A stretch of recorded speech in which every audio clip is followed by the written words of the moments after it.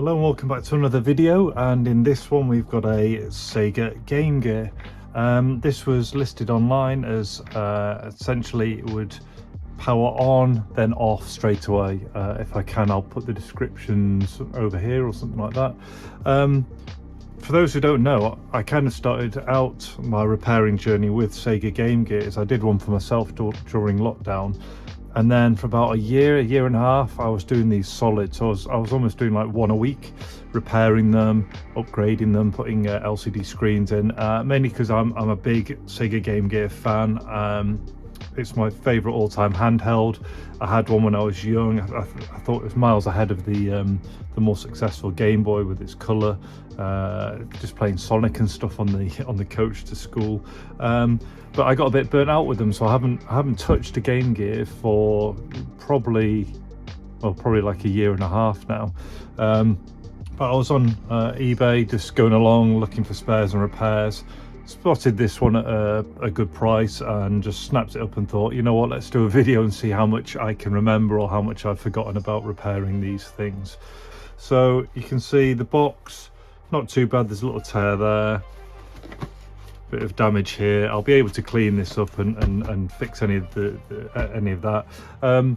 I love the size of these boxes. So there's a few, I think I've got some of the Game Gear videos in one of the playlists, but the very early ones I think had the Columns game on the front. Then they moved on to the Super Monaco GP, and then after that they moved into Sonic. The one I keep in my own personal collection is the much larger Sonic one, which had like the game, the power adapter and all that kind of stuff.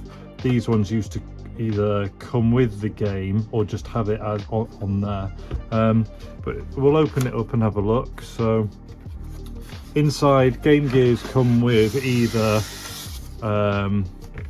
this kind of polystyrene insert, or they come with a plastic one. This one here, they should have a lid with them, and same for the polystyrene ones. They would also have a lid as well. This is the first time I've got this out, so you're literally seeing this as I see it, and the kind of things that I look for with a Game Gear. So what else do we have? So we've got the Game Gear and a couple of the cheap games. I mean, that's like a 50p game, that's like a 50p game. Sometimes this is, if you didn't know, it's like the Sega's version of Nintendo's Tetris, just like a game where you move things around and move the colours. So we'll put those to one side. Bit of discoloration there, but not too much damage, so you know, not bad actually. You can probably clean that up, sort the box out, and that'll be okay. And so you can see what you would get would be probably Super Monaco GP in here with your Game Gear. It would come with a strap, which we have on here. We'll re-sling this later on. I never had it like this. I would always have it just coming out with the one slot, so you could just put your hand through and hold the Game Gear. There'd be some batteries and some paperwork, but not too bad at all. So let's have a look at the Game Gear now.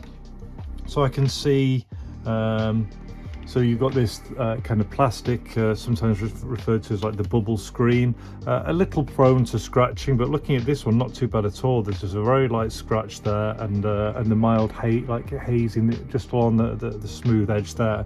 Generally buffs out, so that's pretty good. The next thing to look at on the front is damage around the D-pad. I couldn't check it on the listing, and it was at a good price. So it was one of those ones, if I just sent a message, I didn't even know there was going to be an interior to the box. So it was one of those ones where if I'd sent a message to the person saying, hi, has it got any damage? Hi, has it got X, Y, and Z? It would have gone, so I just took the risk. So what you're looking for is that this is nice and circular all the way around, because it's prone to pressure damage. And in fact, there's like the smallest hairline fracture. I don't know if it'll focus in. Just here, there's a tiniest little crack line. That's exactly where it happens, just there, because people are always pushing like hard right on a lot of the scrolling games, and then the inside of this kind of pushes against that circular bit and can often damage. So if you look at Game Gear listings, you'll see little like they look like a notch that's there. Now this one hasn't gone, it's just got a hairline crack. So that's good, I'm happy with that. Other than that, the condition's pretty good, and obviously you've got your D-pad there, start button on 1 and 2. On the top we have our power, so power switch there, our DC in, our volume here, and it's nice, it's got the extension port. So this was, if you put the Game Gear Link cable in, that allows you to just, like something on Columns or another game, you would plug the two Game Gears together to play with each other. So nice to have that. On the side, this is our brightness setting. So basically there is a screen here, and behind, the reason the battery life was so bad on these consoles is it's basically a miniature fluorescent light. So what you're doing when you adjust the bright dial is just basically turning the fluorescent light up or down. Nothing on the sides, bottom's fine. So as we come round to the rear, just having a little look here, doesn't look too bad. Little bit of peel on there, really not much to worry about. Down here we can see that it's a 9-volt DC, as it mentions, and also this one was made in Japan. Some of them were also made in Taiwan. We've got our two back covers. Sometimes these can crack a little bit. These are all right. And then having a look at the battery contacts, I've got a little bit of corrosion just there on that one, so someone's possibly left something in at some point on there. But other than that, that's not too bad. It doesn't seem to be any marks around the security screws, so fingers crossed no one's been inside. So that's my initial look over the Game Gear. So the first thing I want to do is put some batteries in. I'm just going to scrape a little bit of the of that corrosion off the battery bay. A number of ways you can do that. Either just use a small screwdriver if it's really bad, or you know, these little pen sets that offer you fiber, steel or copper are quite good as well. So steel is generally like the middle one, so I'm just going to give this a little quick scrub. So this beast takes 6 AA batteries. I've never got to hand, I've got 3, so there'll be a jump cut coming up as I grab another 3. Also, I'm going to try batteries and also DC. So let's see what happens the first time we turn it on. Nothing there, but what you often find with Game Gears is just give the batteries a roll. So literally nothing at all. Sometimes try bringing the brightness down. No, nothing whatsoever. So the next thing we'll move on to is DC. Yeah, there we are. So I'm on a positive inner core. Just going to select 9 volts on here.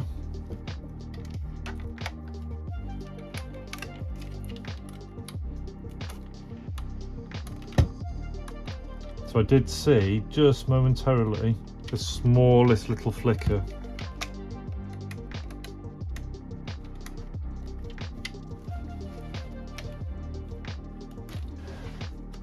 Yeah, so I literally saw just a flash. So we've not got anything on battery, nothing happening there, nothing happening when I adjust this. So through my experience, it's most likely going to be the power board. So with Game Gears, they're really prone to the capacitors inside going over time, breaking down.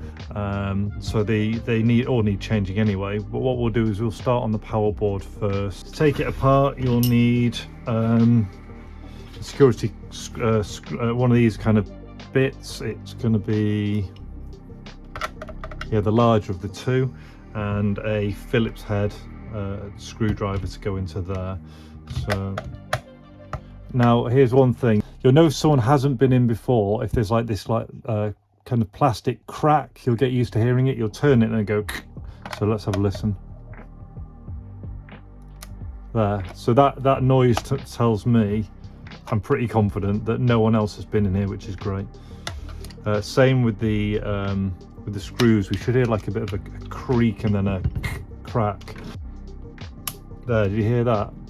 So that's where you want to, well, it's just all these little things that you're just listening for as you're working on them. There, that sound. And we're looking, after the security screw, we're looking for six more screws. They're all the same, so you don't have to worry too much about them getting jumbled up. There's a really big modding community for Game Gears. So in the past it would just be kind of doing the caps and stuff, the capacitors, and then people started bringing out different LCD screens for it, and then there was redesigned power boards, redesigned soundboards, people doing custom cases, and now I believe you can even get a brand new produced motherboard, and all you have to do is take the chips off an old Game Gear, move the chips across. So in theory, in this modern day and age, you can make a brand new Game Gear just using the chips from an old one, which I think is fantastic. Right, so that's all of them. And from memory, there's we're going to find 2 cables in there, one for the sound and one for the screen. So when we gently open it up, look at that, lovely and clean. Here's our 2 cables, one there and one there.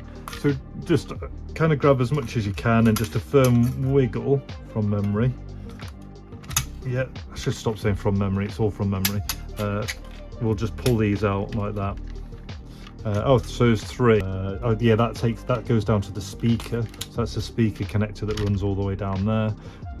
So you've got those 3. So just to show you if you haven't been inside one of these, so there's your soundboard, just a bit of shielding, and over there's the power board, and then down here, this is our motherboard. We've got our chips here. There's different versions, so some of them have 4 here, they move around on other versions. You can see made in Japan.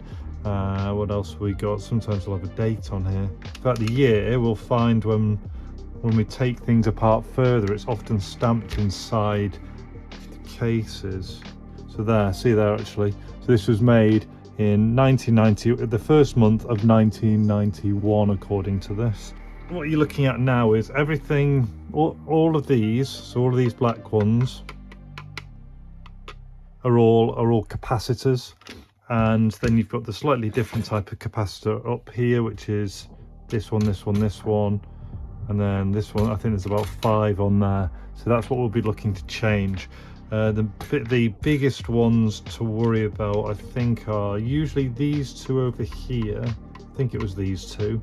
And then these 2 are kind of linked to the screen, but we'll be looking to repair them all.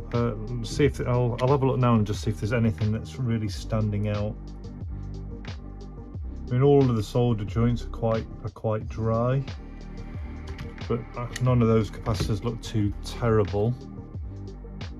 And even these ones, there's no real obvious swelling on them. You know, when I was repairing these, I'd have so many parts in, you'd get something in like this, and you'd just quickly grab a working power board, and you could just you'd use this cable, you'd be plugging it straight into the power board, sticking this in, and you could test really quickly do some fault finding really quickly.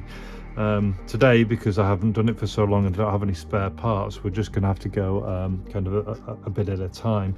But I think what I will do, because it's not coming on at all, doesn't necessarily mean it's the power board. It could be one of the other capacitors further down that's the issue. But what I'll do is start with the power board, and at least we can see if that does anything.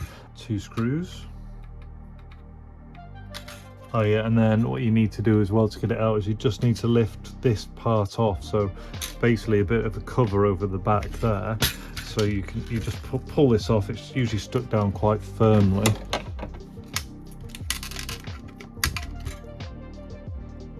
Now we'll be able to take that out.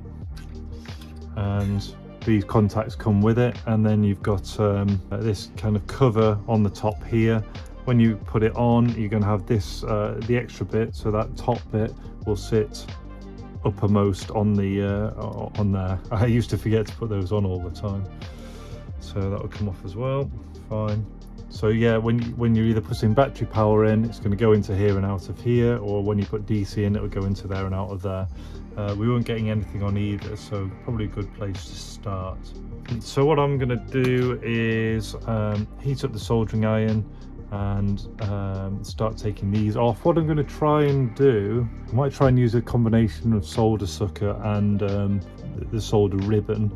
Nothing particularly special. I use this one here that you find online. The Super Wick works well for me. I'd love to get a heated solder sucker, At the minute I'm just working with you know, the basic one you get in the kits. Seems to be okay.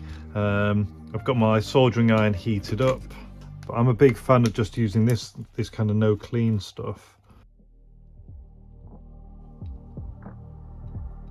That's nicely warming up.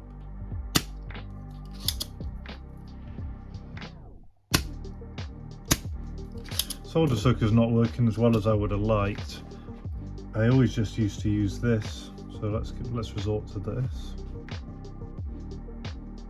Yeah, and then what I generally would do is then almost just put a bit of pressure on. So we've virtually got one side out there, it's just the other side. A bit more, just doesn't, maybe a tiny bit more heat. So there we go, capacitor's out. And then now it's out, we can just tidy up those. See, that little bit of extra heat is helping, but you always want to keep it as low as possible. I did always find on Game Gears, they don't like too much heat. These kind of connections, they like to come apart. So as little heat as possible when you do this. And I mean, I love the Game Gear community, it's brilliant, but one of the downsides is everyone's a critic. So someone will be watching this right now going, I wouldn't be doing it that way. Well, I'm doing it this way. Right, there we go, another one out in one piece. And then we can just take that heat down. There we go. Right, so at that stage we've got all three capacitors off now. I've opened up the holes as well, and then I'm just going to clean it off with some IPA. It's always a nice opportunity whilst you're doing this just to also clean out the port and the switches and everything on the other side as well. So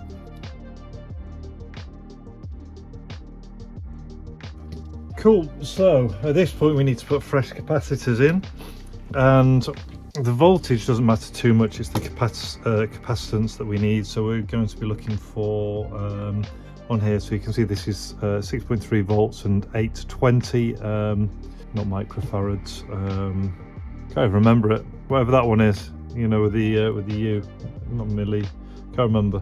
And then this one over here we're looking for 100, and this one here is 22. And you can buy packs that have them all, so they'll give you enough to replace all the parts. I didn't buy one in this time, but I recently bought in a box of capacitors, so I'm going to see if I've got something that will work. So I bought this recently, so I'm going to look for an 820, which I don't have, a 100, which I do have. I've got a 125 volts, 125 volts. Okay, 2235 volts. I've got a 2225 volts and a 2250 volts. So my 2250 volts, it will work because it's the same capacitance and a higher voltage. I don't have an 820.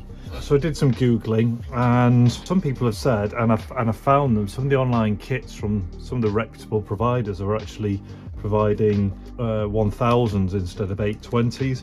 Now personally I would rather have an 820 in there, but for the purpose of progressing this video, I'll put the 1000 in, and then if we get to the end and everything works, I'll then look to get hold of the an 820 and swap it out for this one.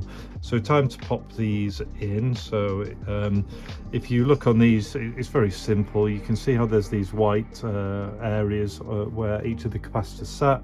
That's the negative part. So for instance, on that one up there, the 22, you've got this white negative strip down the side. So when you put it back in, you'll just line it up with that matching. Oh, and also I should point out your shortest leg on the capacitor is the negative side as well.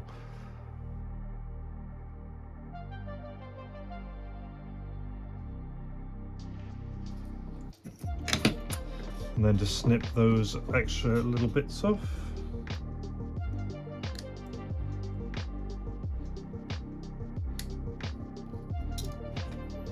on to the next one. So that was our 100. That's going to go into this part here.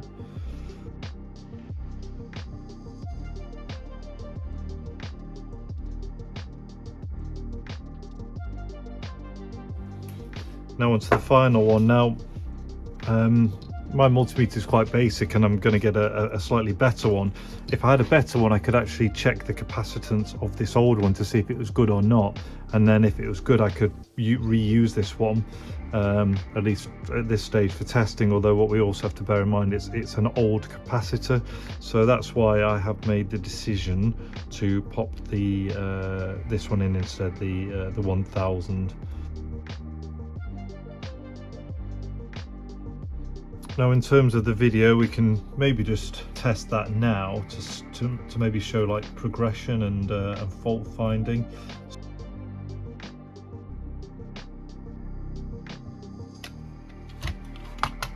So let's pop the DC back in. You know, I've not even screwed it down, and see if we get anything.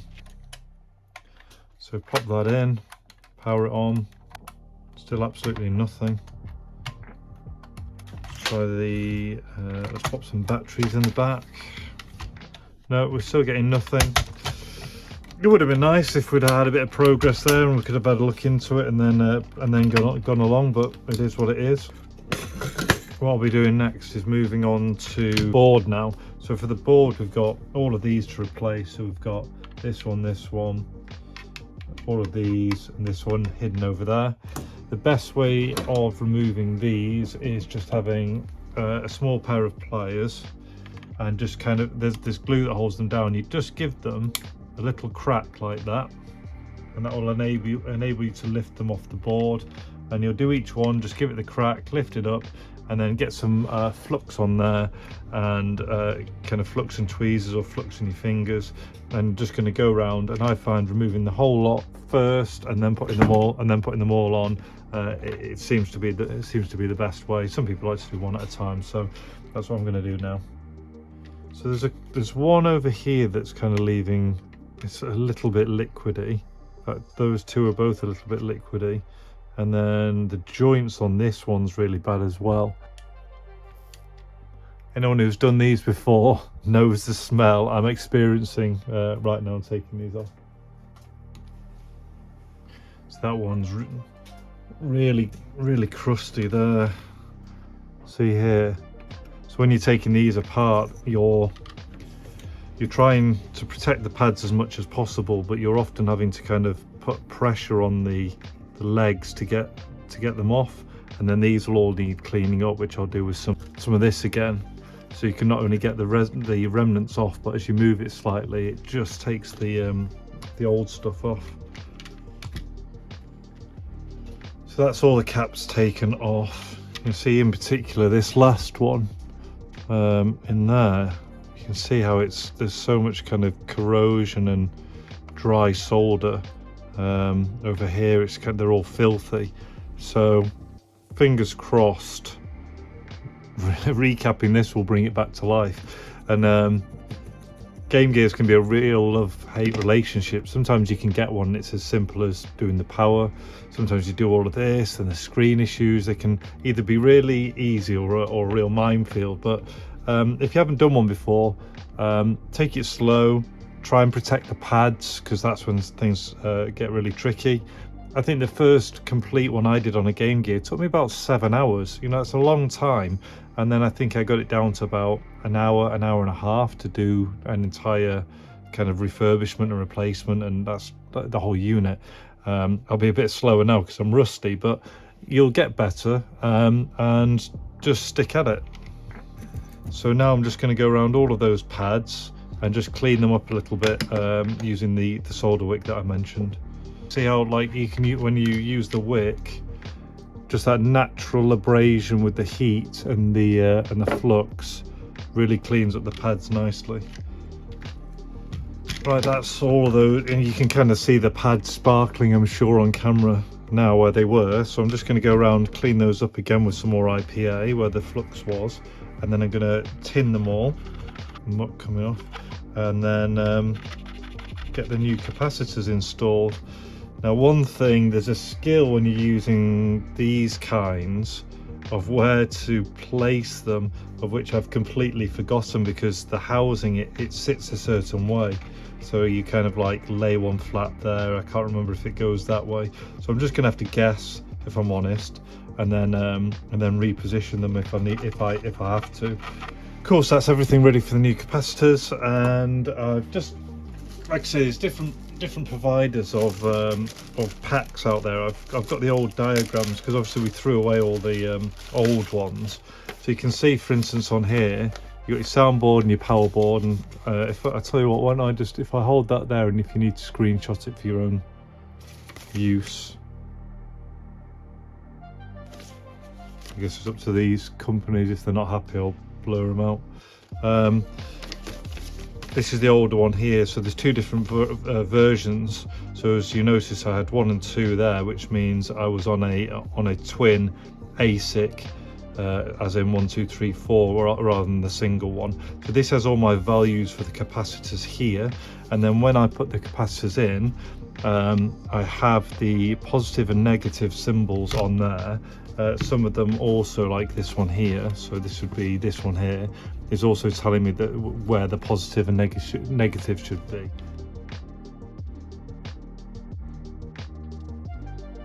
Just kind of tacking it into place, and then with the tweezers then just depressing, and just be careful not to kind of move around too much. Just depress the leg down.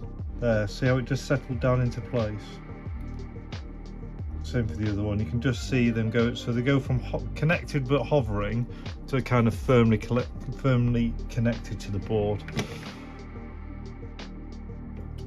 Probably move up to these two now. This one's going to be a bit tricky. It's supposed to be a 68, which I don't have. I only have, the closest is 100s again. It's 47 and then 100, and that one goes to the screen as well.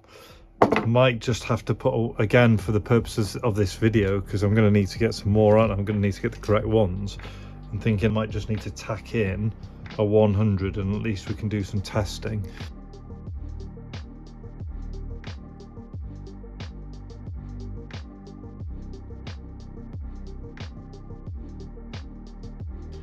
With this one is make sure it's short enough, because otherwise if you lay it flat and it touches this, you'll get like a clicking when you move the volume dial. Okay, so that's everything recapped here, with this one being incorrect and that one being incorrect, but I thought I'd do it for the video. So let's plug the power supply in, and in fact what we can do now is, you don't even have to put the whole thing back together. You can literally just, on these, just plug in the power and then put the DC into here right now, and we'll see if we get any life out of it. Fingers crossed. There we go.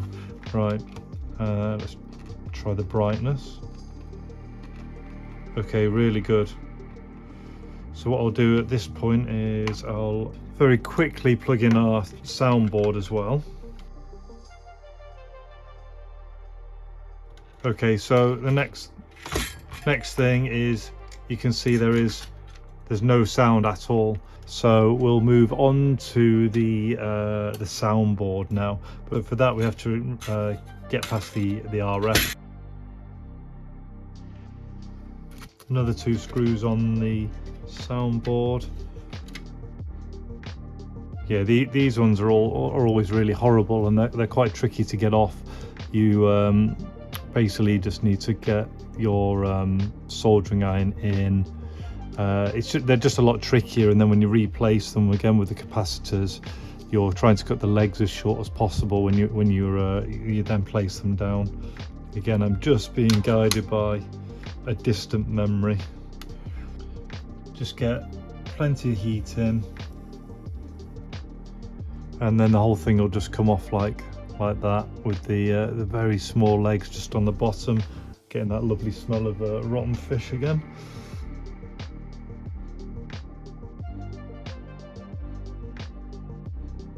Top tip with this one is you've got to be really careful, because there's a contact down there and a contact there, and if you're not careful when you come in at this one, you end up burning a lot of the this area around here.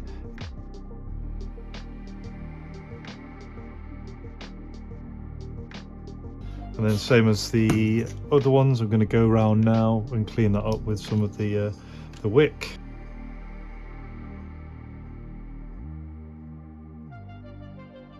Again, whilst I'm in here, I'm just taking the opportunity to clean up the board in general, but this one's actually quite nice anyway. So a lot of these connections were really dry. They didn't want to take much of the solder, even getting, you know, just trying to infuse it with some fresh stuff to make sure the joints are okay. I've got some in there now. I'm gonna scrub it with a toothbrush with IPA instead of the cotton bud, and then I'm going to put some more flux on and see if I can just get those a little bit better. Right, so I'm going to start off with this one here in the middle.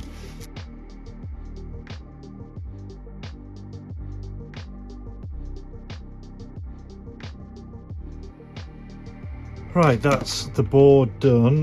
There was a lot of flux used and a couple of traces needed to be worked, so just to get in a couple of the gaps, I'm going to use the toothbrush with the IPA again. So now what we'll do is fire it up again with the game and see if we get any sound. I am a little hesitant about this one, not because of the traces, but because of just how dry a lot of these joints were on the back.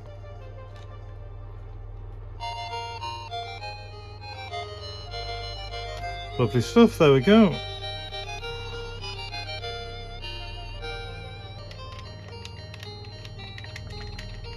Great stuff. So we've got our everything's working now, the brightness, we've got our sound working. We can see the controls are also working. So what I'm going to do is pause at this point, and then tomorrow I will take this off and clean out all the controls on the other side, rebuild everything, and then like polish up the front and stuff. Right, now that's done, we're going to take the board out. So that's just a number of Phillips screws, small ones again, so you don't have to do these ones, these hold the screen. It's 1, 2, 3, 4, 5, 6, and then these two large ones here as well.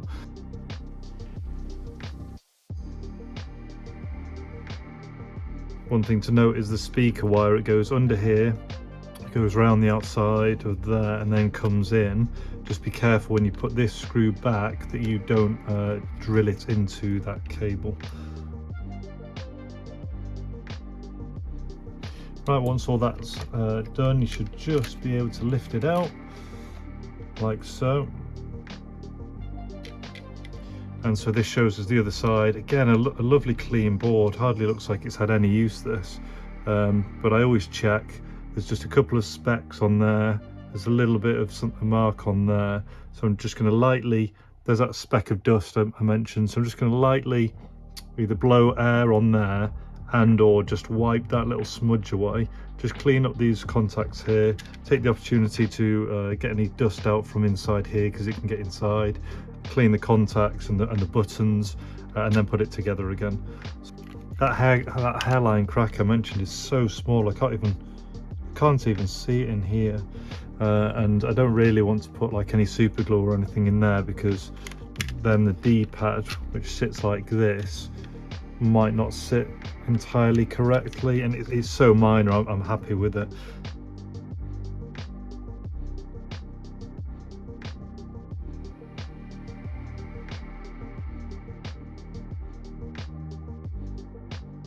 Right, once that's done, I clean this screen here, and then I do that one last, so that I can just flip it over and pop it straight back into. Make sure you've got everything back inside. Often if there's loads of dust in there, you just end up moving it around. If you just push hard enough, the screen will pop out, and then you can like clean it all up and put it back in. There's so little on this one, I'm just going to clean it in position.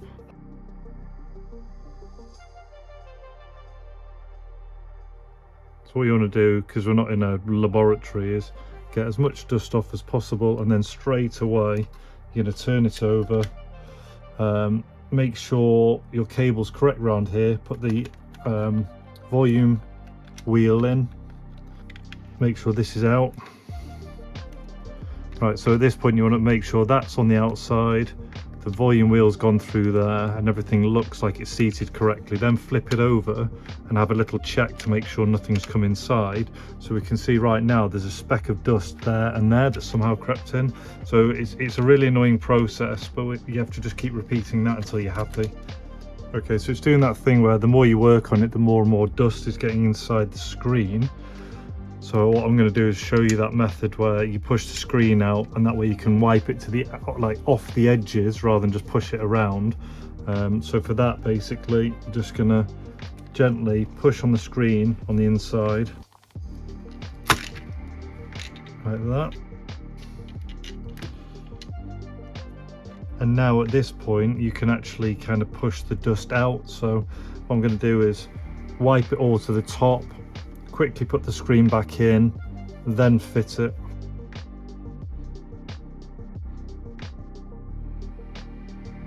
Okay, so that's now as good as it's going to get.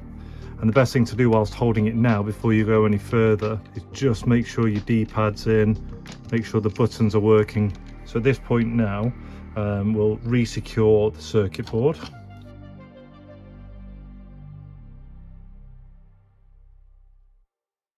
Another top tip is this wheel, if you've got everything positioned right, will move nice and smoothly. If you've built it incorrectly, you'll get like a noise as the notches touch against the plastic of the case.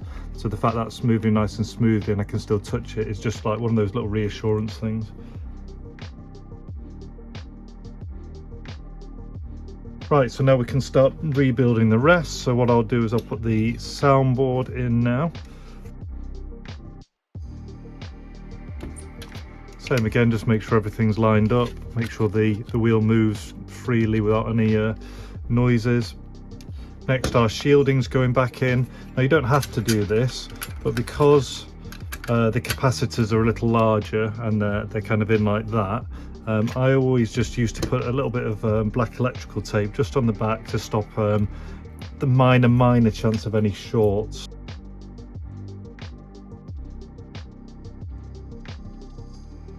Onto the power board. That's all the rear section done, and then the one last thing I'm going to do, even though this one's really nice and clean anyway, it's a nice opportunity to clean the pins. So for that, I just get the IPA on a toothbrush and just rub it into there. So this is going to be a really tricky part. After I've connected these, because of where all the capacitors are now sitting, there's little areas. So for instance, this gold part here is where this circle sits. So if you'd have put this too far, you can't close that. Again, there's larger capacitors that are going to sit around this area. There's these pegs here that sit where the gold is. So if you haven't positioned those right, there's a little bit in that you can just move them, and that's usually fine, but sometimes it can be a real pain to rebuild them if you haven't got it quite right.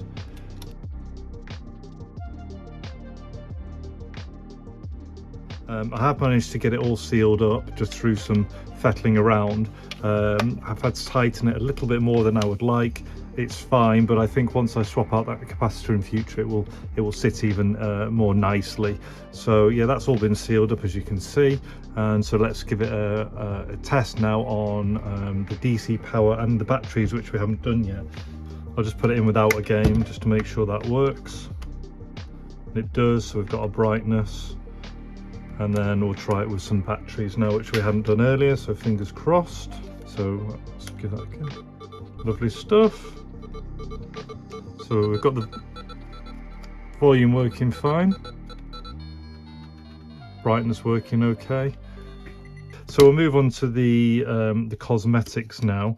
This is actually in really good nick, but we're just going to give the body a very light once over. And we're also going to give the screen a light once over as well, just to remove a few of these light marks that are on the top.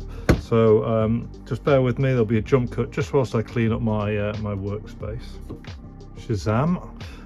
So first things first, just to get rid of any surface dirt, I'm just going to again use a fragrance-free wipe.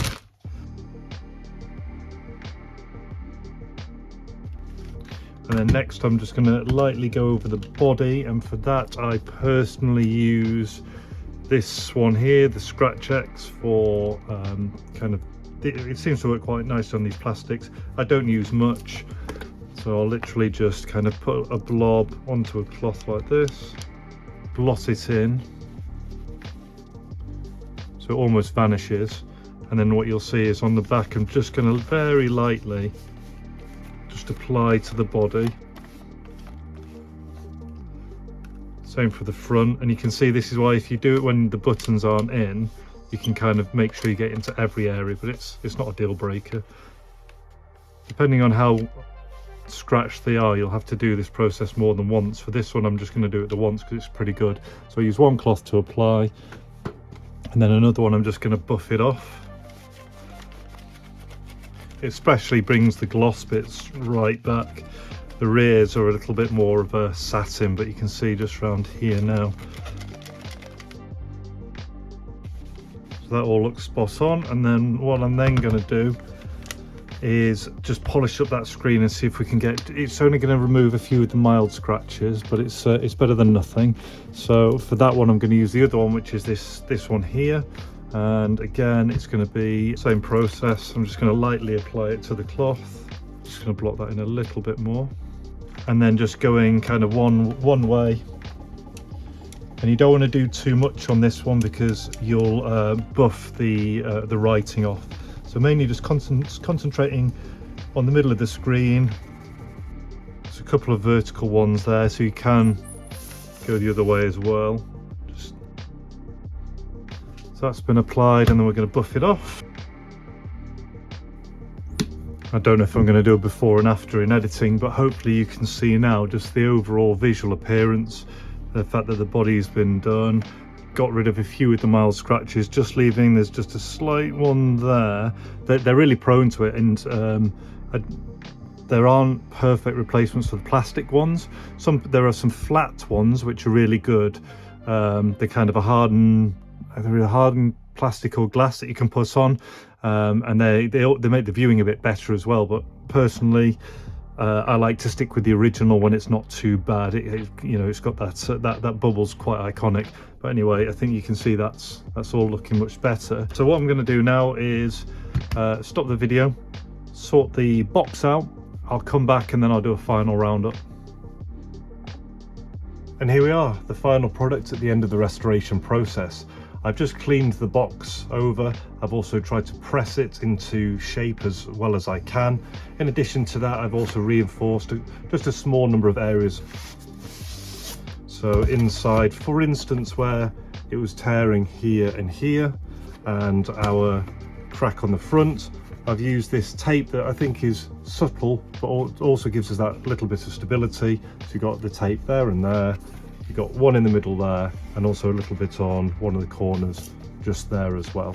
In addition to that, the best I can do, because I can't find styrofoam on its own to cut to size, is I've used some foam board here which has that coating, the styrofoam in the middle and the coating on the bottom, and that's just to fashion at least a lid on top there. Removing that, we can see I've just put a little layer of this for when it's in transit, just to look after the screen. And then this is where it starts to look you know, really nice, when it just shows the time and effort when that's gone into it. So we have our game gear, and we've seen the full restoration of the device. But as we now look inside, we have the strap just in a little bag in the corner there. As we lift this up, we have a Game Gear instruction manual, and in addition to that we also have a Super Monaco GP manual as well, and that's because this box has the Super Monaco GP on the front, and I think it came bundled with it. Regardless, it's really nice to, you know, receive a Game Gear and have a game with it, so you're good to go. And of course then down here in the bottom we have a clamshell case with no damage and a Super Monaco GP game. I'll pop the game inside the handheld. I've left the batteries in purely for the demo to speed things up.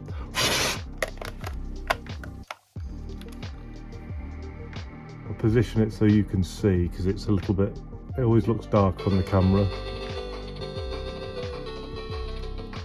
I think you can kind of see now. Bear with me, let me see.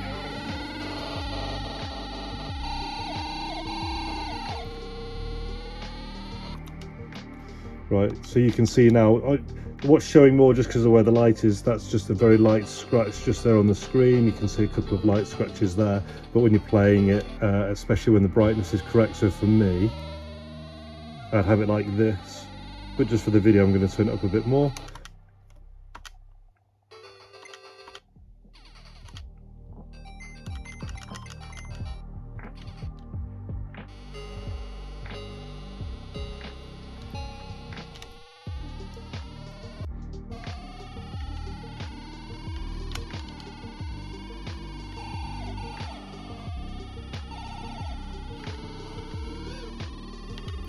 And this is one of the games I had as a kid, but anyway, there we go. So that's Super Monaco GP. So yeah, that's everything. I'm not gonna go over everything again. There'll be timestamps in the video if people want to look again and maybe wanting to do it themselves. Leave comments if I've, you know, fast forward. There was a lot of time, so I had to fast forward through things, so feel free to drop the comments in. You've had a demo for those who might want to buy this one, but other than that, I just hope you've enjoyed the journey. I did loads of these in the past.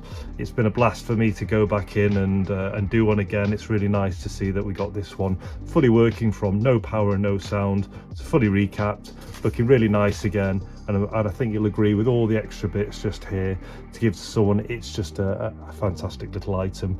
If you have enjoyed the effort and you've enjoyed the video, please take a moment to like, share, comment, subscribe, and other than that, all the best, take care and see you.